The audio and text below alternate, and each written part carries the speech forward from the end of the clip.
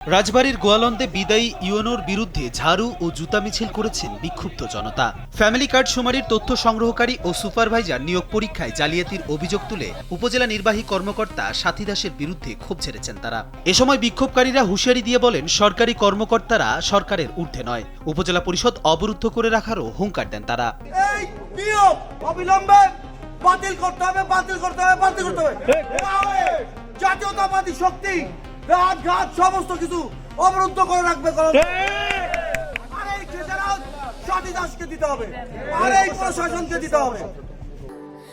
Sandalina so, রূপচর্চায় আভিজাত্য। মঙ্গলবার সকালে গোয়ালন্দ বাস স্ট্যান্ড থেকে শুরু করে ঢাকা খুলনা মহাসড়ক হয়ে উপজেলা পরিষদে গিয়ে শেষ হয় মিছিলটি। নিয়োগ পরীক্ষায় অংশ নেওয়া পরীক্ষার্থীরা জানান, 28 জুলাই পরীক্ষার ফলাফল তৈরি করা হলেও 3 আগস্ট দিবাগত রাতে ফলাফল প্রকাশ করা হয়। ওই দিনই গোয়ালন্দ থেকে বদলি হয়েছেন উপজেলা নির্বাহী কর্মকর্তা সাথী দাস। তারা আরও জানান, প্রাথমিক বিদ্যালয়ের কয়েকজন শিক্ষককেও এই পদে নিয়োগ দিয়েছেন তিনি। আমরা জানি তিনি আমাদের গোয়ালন্দ উপজেলার একজন অভিভাবক ছিলেন, কিন্তু তিনি আসলে অভিভাবক নয়। অভিভাবকের লোকান্তরে তিনি একটা কালপিশাস বা একটা জলদস্যুর মতো ব্যবহার করে নিয়েছেন এই বঙ্গের মানুষের সাথে। আজকে মেধার মূল্যায়ন না করে তিনি ব্যক্তির মূল্যায়ন করেছেন।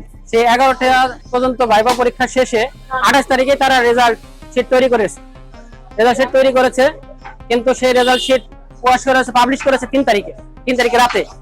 তো আমার প্রশ্ন হলো, যদি 28 তারিখে তারা রেজাল্ট শিট তৈরি করে, তো রাতে 3 তারিখে কেন সেটা পাবলিশ করবে? নিয়োগের ফলাফল বাতিল ও নিরপেক্ষ প্রক্রিয়ায় পুনরায় পরীক্ষা নেওয়ার দাবি জানিয়েছেন বিক্ষোভকারীরা। এ সময় ঝাড়ু মিছিল থেকে যেন সহিংস কোনো ঘটনা না ঘটে, এজন্য সতর্ক অবস্থানে ছিল পুলিশ। যে কোনো পরিস্থিতিতে আইন শৃঙ্খলার উদ্ভব ঘটলে আমরা থানা পুলিশ হিসাবে নিরাপত্তা দেওয়া, আইন শৃঙ্খলা রক্ষা করা, এটা আমাদের ম্যান্ডেটরি ডিউটি। সেই আলোকে আমরা অফিসার ফোর্স নিয়ে উপজেলা একটি সরকারি প্রিমিসেস, সরকারি স্থাপনা, এখানে নিরাপত্তা দেওয়া আমাদের বাধ্যতামূলক দায়িত্ব।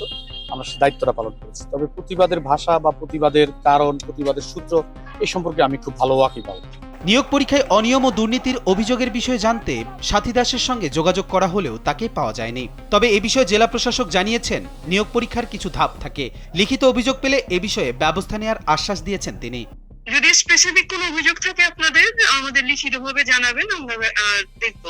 নিয়োগের একটা ক্রাইটেরিয়া থাকে, ক্রাইটেরিয়া ফিল আপ করেছে কিনা এটা দেখতে হবে, তাই না? ওইভাবে শুধু বিক্ষোভ করে তৈরি করে হবে না।